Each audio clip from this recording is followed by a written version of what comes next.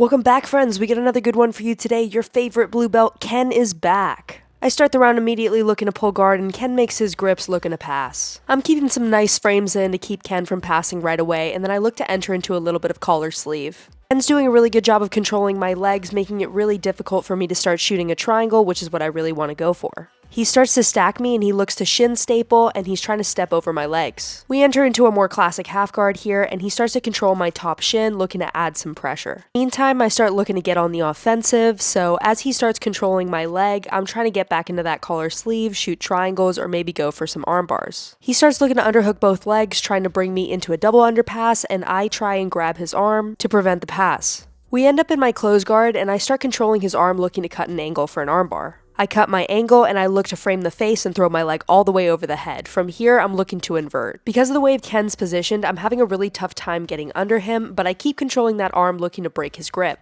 I'm looking for the opportunity to try and pull his leg over so that I have a little bit of an easier time rolling through, but it's just not happening. I look to adjust my position and try to finish from the standard armbar position. My main focus here is breaking his grips and trying to extend that arm. I'm able to free the grip and I look to extend his arm. Ken starts to stack, so I start to roll under him and I roll all the way through. I'm able to get the extension and tap. And we get right back into it. I make my grips and I immediately sit to pull guard. Ken once again makes his grips on my legs and he's looking to pass. I'm keeping a very passive guard here, waiting for him to enter my guard and see what options he gives me. I start to go for collar sleeve for a second, but as he shuffles to the side, I frame and look to set up my half guard, but he quickly steps over to the other side, so I frame again and then I look to shoot another armbar. I quickly look to break his grip and slide all the way through, and I'm able to get another armbar. Honestly, that one was just pretty lucky. He left his arm in, and I was able to capitalize. The round resets, I pull guard, and I'm looking to work my same stuff. Recently in my rolls with Ken, when he's controlling my legs, it really limits my mobility, so I've been trying to get really creative with the ways I look to break his grips and enter into submissions. Ken looks to pass with a rolling Kimura here, but I see it coming, so I frame him a little bit, and we end up in half guard.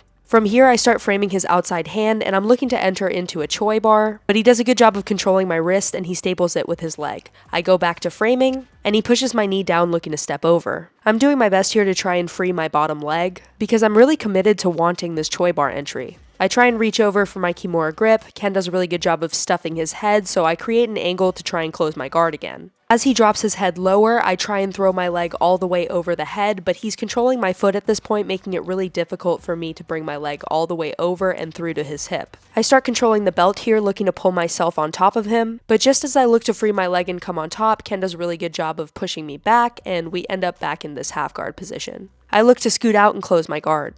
He checks on me for a second, making sure he didn't headbutt me, which is super nice of him, but I'm all good, so we look to reset. I'm looking to threaten a little bit of a scissor sweep so I can try and enter into a triangle. But Ken knows that this is coming, so he brings his knee up. He then starts using his shoulder to put pressure onto my shin so that he can start working a little bit of a pressure pass.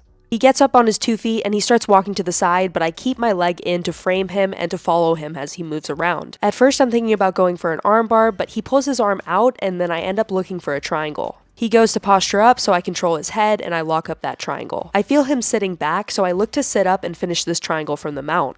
But I'm struggling to sit up here a little bit. I'm able to come all the way on top, and then I look to start controlling his shoulder so that I can improve my position here. As I start pulling up on that shoulder, it puts a lot of pressure on Ken's shoulder, and he ends up tapping. We reset the round, and we're right back into it. I pull guard again, no surprise there, and Ken quickly looks to step over. He's controlling my top foot, I'm looking to frame and scoot out. He starts putting a bit of pressure on me here, so I look to go get my underhook, and I start working my favorite half guard sweep. It's hard to see here, but I feed the lapel to my top hand. I look to control his foot, and I'm trying to sit up. Ken keeps his foot away from me initially. I start opening up the knee to put a little bit of pressure on him. Ken tries and steps back, but he ends up in the same position he was before. I take the opportunity to grab his foot, I pull it in close, and I look to get up on my 2 knees. I'm having a little bit of trouble getting to my knees at first, but I'm eventually able to get up onto my 2 knees, and I quickly look to pass. I usually try to finish this sweep directly into a pass, but Ken locks up my foot for a second, so it takes me a little bit to clear that foot, and then I end up in side control. I'm taking my time here looking to secure my position, and Ken's keeping his frames in, trying to keep me away from his head. He has a grip on my sleeve here, which I'm looking to break so that I can go and get a crossface. But in the meantime, he starts working this really unexpected side control escape. He's looking to frame and push me off, he gets his hand to my armpit, and he starts to turn, and I immediately fall over. That was a really cool one. After the reversal, Ken's immediately looking to pass again.